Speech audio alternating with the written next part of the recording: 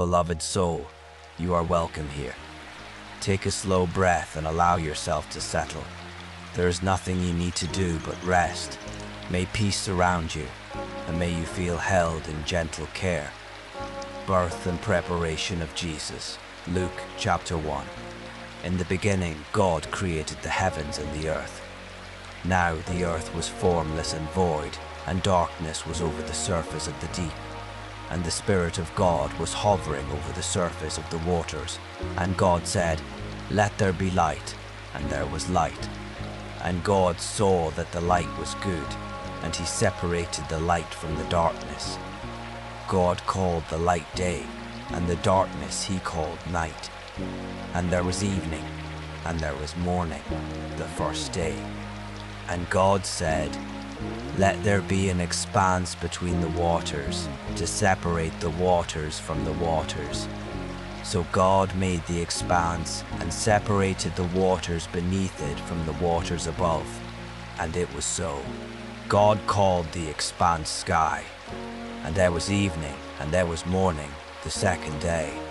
And God said, "Let the waters under the sky be gathered into one place, so that the dry land may appear." And it was so. God called the dry land earth, and the gathering of waters he called seas. And God saw that it was good. Then God said, "Let the earth bring forth vegetation, seed-bearing plants and fruit trees, each bearing fruit with seed according to its kind." And it was so. The earth produced vegetation, seed-bearing plants according to their kinds, and trees bearing fruit with seed according to their kinds. And God saw that it was good. And there was evening, and there was morning, the third day. And God said, "Let there be lights in the expanse of the sky to distinguish between the day and the night, and let them be signs to mark the seasons and days and years, and let them serve as lights in the expanse of the sky to shine upon the earth." And it was so. God made two great lights, the greater light to rule the day, and the lesser light to rule the night. And he made the stars as well. God set these lights in the expanse of the sky to shine upon the earth, to preside over the day and the night, and to separate the light from the darkness. And God saw that it was good. And there was evening, and there was morning, the fourth day. And God said, "Let the waters teem with living creatures, and let birds fly above the earth in the open expanse of the sky." So God created the great sea creatures and every living thing that moves, with which the waters teemed according to their kinds, and every winged bird after its kind. And God saw that it was good. Then God blessed them and said, "Be fruitful and multiply and fill the waters of the seas, and let birds multiply on the earth." And there was evening, and there was morning, the fifth day. And God said, "Let the earth bring forth living creatures according to their kinds, livestock, land crawlers, and beasts of the earth according to their kinds." And it was so. God made the beasts of the earth according to their kinds, the livestock according to their kinds, and everything that crawls upon the earth according to its kind. And God saw that it was good. Then God said, "Let us make man in our image, after our likeness, to rule over the fish of the sea and the birds of the air, over the livestock, and over all the earth itself and every creature that crawls upon it." So God created man in his own image. In the image of God he created him, male and female he created them. God blessed them and said to them, "Be fruitful and multiply, and fill the earth and subdue it. Rule over the fish of the sea and the birds of the air and every creature that crawls upon the earth." Then God said, "Behold, I have given you every seed-bearing plant on the face of all the earth, and every tree whose fruit contains seed. They will be yours for food. And to every beast of the earth, and every bird of the air, and every creature that crawls upon the earth, everything that has the breath of life in it, I have given every green plant for food. And it was so. And God looked upon all that he had made, and indeed it was very good. And there was evening, and there was morning, the sixth day. Chapter 2. Thus the heavens and the earth were completed in all their vast array. And by the seventh day God had finished the work he had been doing. So on that day he rested from all his work. Then God blessed the seventh day and sanctified it, because on that day he rested from all the work of creation that he had accomplished. This is the account of the heavens and the earth when they were created, in the day that the Lord God made them.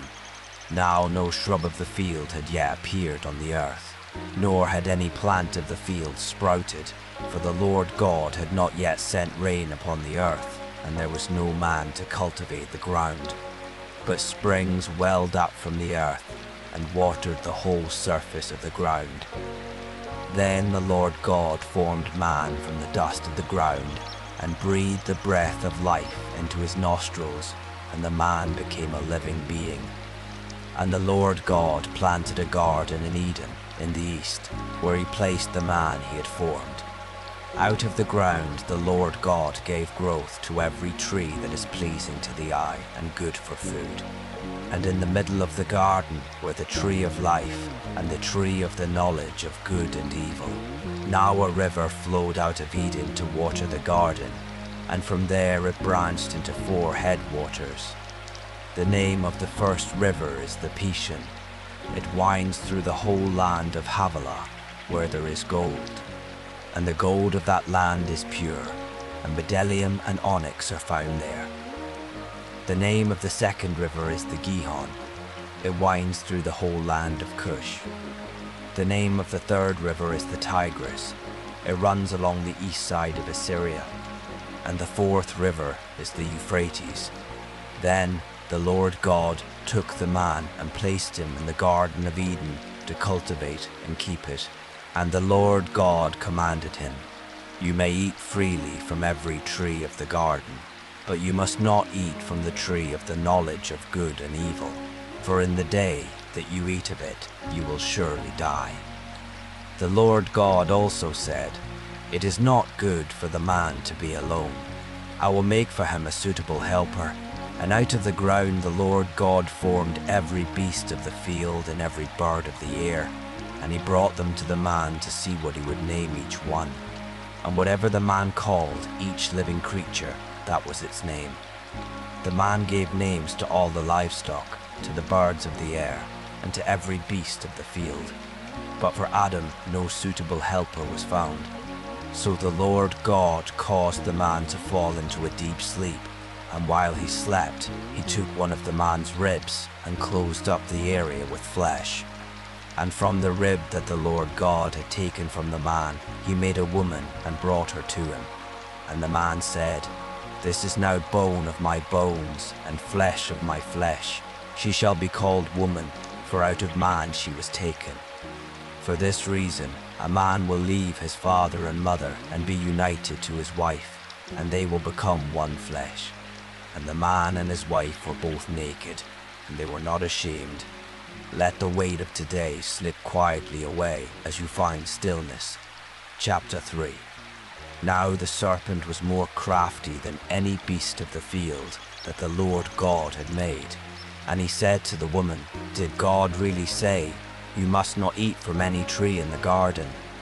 The woman answered the serpent, "We may eat the fruit of the trees of the garden, but about the fruit of the tree in the middle of the garden, God has said, 'You must not eat of it or touch it, or you will die.'" "You will not surely die," the serpent told the woman. "For God knows that in the day you eat of it, your eyes will be opened, and you will be like God, knowing good and evil." When the woman saw that the tree was good for food and pleasing to the eyes, and that it was desirable for obtaining wisdom, she took the fruit and ate it. She also gave some to her husband who was with her, and he ate it. And the eyes of both of them were opened, and they knew that they were naked, so they sewed together fig leaves and made coverings for themselves. Then the man and his wife heard the voice of the Lord God walking in the garden in the breeze of the day, and they hid themselves from the presence of the Lord God among the trees of the garden. But the Lord God called out to the man, "Where are you?"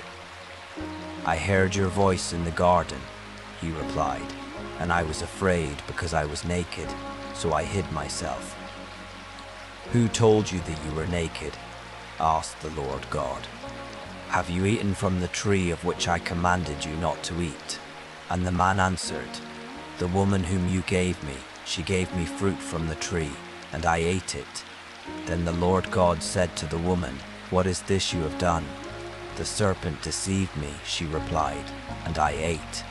So the Lord God said to the serpent, "Because you have done this, cursed are you above all livestock and every beast of the field. On your belly will you go, and dust you will eat all the days of your life. And I will put enmity between you and the woman, and between your seed and her seed. He will crush your head, and you will strike his heel." To the woman he said, "I will sharply increase your pain in childbirth. In pain you will bring forth children. Your desire will be for your husband, and he will rule over you." And to Adam he said, "Because you have listened to the voice of your wife, and have eaten from the tree of which I commanded you not to eat, cursed is the ground because of you. Through toil you will eat of it all the days of your life. Both thorns and thistles it will yield for you, and you will eat the plants of the field. By the sweat of your brow you will eat your bread, until you return to the ground, because out of it were you taken. For dust you are, and to dust you shall return." And Adam named his wife Eve, because she would be the mother of all the living. And the Lord God made garments of skin for Adam and his wife, and he clothed them. Then the Lord God said, "Behold, the man has become like one of us, knowing good and evil. And now, lest he reach out his hand and take also from the tree of life, and eat, and live forever." Therefore the Lord God banished him from the Garden of Eden to work the ground from which he had been taken. So he drove out the man, and stationed cherubim on the east side of the Garden of Eden, along with a whirling sword of flame to guard the way to the tree of life. Chapter 4. And Adam had relations with his wife Eve, and she conceived and gave birth to Cain. "With the help of the Lord I have brought forth a man," she said. Later she gave birth to Cain's brother Abel. Now Abel was a keeper of sheep, while Cain was a tiller of the soil. So in the course of time, Cain brought some of the fruit of the soil as an offering to the Lord, while Abel brought the best portions of the firstborn of his flock. And the Lord looked with favor on Abel and his offering, but he had no regard for Cain and his offering. So Cain became very angry, and his countenance fell.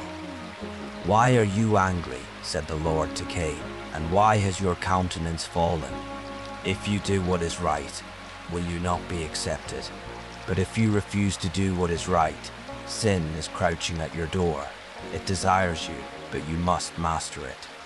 Then Cain said to his brother Abel, "Let us go out to the field." And while they were in the field, Cain rose up against his brother Abel and killed him. And the Lord said to Cain, "Where is your brother Abel?" "I do not know," he answered. "Am I my brother's keeper?" "What have you done?" replied the Lord. "The voice of your brother's blood cries out to me from the ground. Now you are cursed and banished from the ground, which has opened its mouth to receive your brother's blood from your hand. When you till the ground, it will no longer yield its produce to you. You will be a fugitive and a wanderer on the earth." But Cain said to the Lord, "My punishment is greater than I can bear. Behold, this day you have driven me from the face of the earth, and from your face I will be hidden. I will be a fugitive and a wanderer on the earth, and whoever finds me will kill me." "Not so," replied the Lord. "If anyone slays Cain, then Cain will be avenged sevenfold." And the Lord placed a mark on Cain, so that no one who found him would kill him. So Cain went out from the presence of the Lord and settled in the land of Nod, east of Eden. And Cain had relations with his wife, and she conceived and gave birth to Enoch. Then Cain built a city and named it after his son Enoch. Now to Enoch was born Irad, and Irad was the father of Mehujael, and Mehujael was the father of Methusael, and Methusael was the father of Lamech. And Lamech married 2 women, one named Ada and the other Zillah. Ada gave birth to Jabal. He was the father of those who dwell in tents and raise livestock. And his brother's name was Jabal. He was the father of all who play the harp and flute. And Zillah gave birth to Tubal-Cain, a forger of every implement of bronze and iron. And the sister of Tubal-Cain was Naamah. Then Lamech said to his wives, Ada and Zillah, hear my voice. Wives of Lamech, listen to my speech. For I have slain a man for wounding me, a young man for striking me. If Cain is avenged 7-fold, then Lamech 77-fold. And Adam again had relations with his wife, and she gave birth to a son and named him Seth, saying, God has granted me another seed in place of Abel, since Cain killed him. And to Seth also a son was born, and he called him Enosh. At that time, men began to call upon the name of the Lord. Remain in this comfort as long as you wish. Rest is here for you now.